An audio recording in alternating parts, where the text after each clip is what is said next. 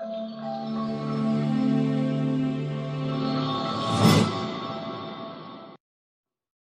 भागदौड़ भरी दुनिया में आजकल बहुत से लोग बढ़ते वजन से परेशान हैं और इन लोगों का सिर्फ एक ही एम होता है कि कैसे भी बस हमारा वेट कम हो जाए, और इसी के चलते वो अपनी हेल्थ से और फिटनेस लेवल से कॉम्प्रोमाइज कर बैठते हैं।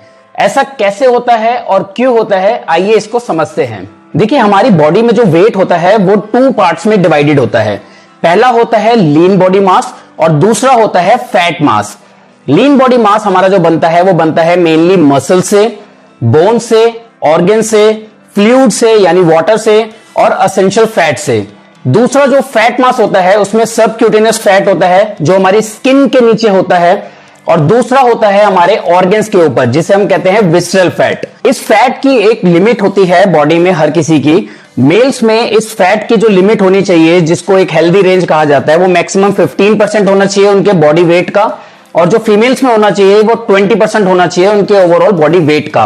अगर ये फैट परसेंटेज इस रेंज से बाहर जाता है या ऊपर जाता है तो हम पर्सन को कह सकते हैं कि वो फैट परसेंटेज बढ़ने की वजह से थोड़ा सा अनफिट है।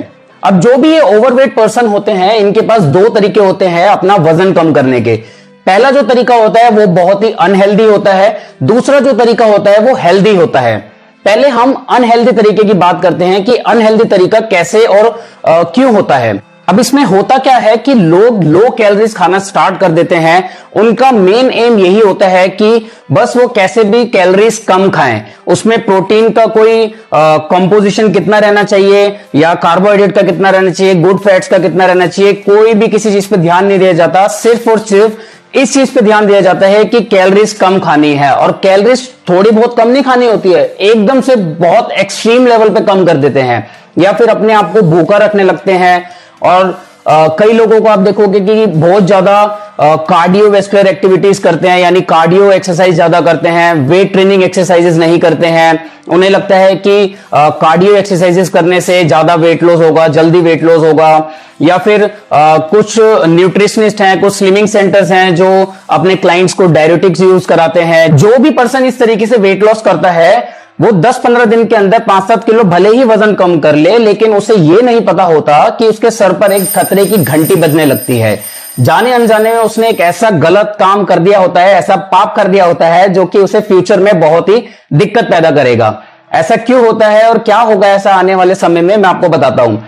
जो भी ये वेट लॉस किया होता है उन्होंने 5-7 दिन के अंदर या 10-15 दिन के अंदर इतने मेजर स्केल पर, तो मेनली इसमें वाटर होता है और ज्यादा क्वांटिटी में मसल लॉस होता है, जो कि हमारी बॉडी के लिए बहुत ही एसेंशियल होता है। अब इन्हीं सभी चीजों की वजह से आगे फ्यूचर में उनको या फिर बहुत ही ज्यादा कमजोरी फील होने लगती है, या फिर उनके जॉइंट्स में पेन होने लगता है, या फिर वो थका थका फील करते हैं, एनर्जी उनकी डाउन रहती है पूरे दिन भर में, उनका बॉडी का जो पोस्चर होता है वो बिगड़ जाता है, इम्यूनिटी वीक हो जाती है, क्योंकि उन्होंने गलत तरीके से वेट कम किया होता है।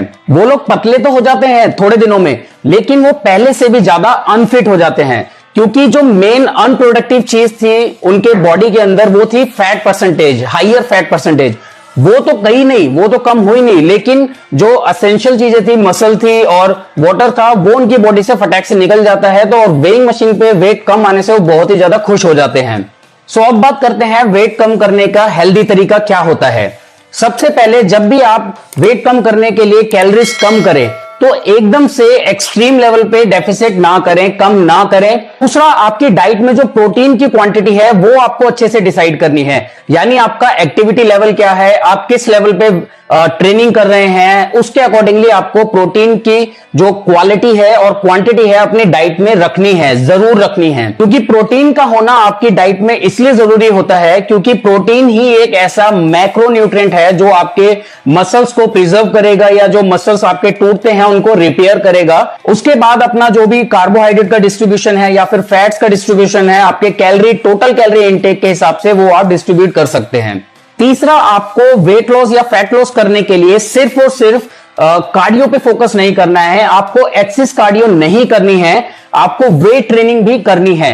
किसी चीज को ज्यादा मत कीजिए, ना ही वेट ट्रेनिंग को ज्यादा कीजिए, ना ही कार्डियो को ज्यादा कीजिए। इन दोनों का एक बैलेंस बना के रखिए ताकि जो आपका मसल मास है वो भी प्रिजर्व रहे और जो आपका फैट लॉस है वो भी एक अच्छे तरीके से होता रहे। तो कोशिश करें कि आप मैक्सिमम फैट लॉस करें और मिनिमम मसल लॉस करें, क्योंकि जो ये मसल्स होते हैं ये हमारी बॉडी को एक स्ट्रक्चर प्रोवाइड कराते हैं, हमारी फंक्शनैलिटी बढ़ाते हैं, हमारी स्ट्रेंथ को मेंटेन रखते हैं। और जो ये मसल्स होते हैं वो एक मेटाबॉलिकली एक्टिव टिश्यू होता है, यानी आप जितना मसल्स कैरी करेंगे अपनी बॉडी में उतना ही आपका बीएमआर हाई रहेगा, उतना ही आप ज्यादा कैलोरीज बर्न करेंगे। और एक बात आपसे और कहना चाहूंगा कि फैट लॉस करने में थोड़ा सा टाइम लगता है, क्योंकि जब फैट आपकी बॉडी में जमा हो रहा था तो उसे टाइम लगा था। ऐसा तो नहीं है कि महीना भर में 2 महीने में वो जम के बैठ गया आपके शरीर के अंदर। कम से कम 1 साल 2 साल 3 साल तो लगे होंगे।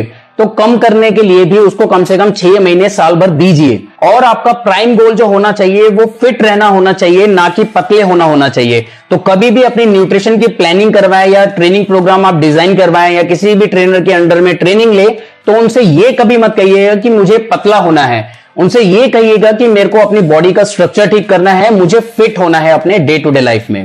अगर आपको वीडियो की इंफॉर्मेशन अच्छी लगी हो तो प्लीज और भी लोगों के साथ से आगे शेयर कीजिए। वीडियो पे लाइक करना और कमेंट करना मत भूलिएगा और हमारे चैनल को सब्सक्राइब करना भी मत भूलिएगा। जय हिंद।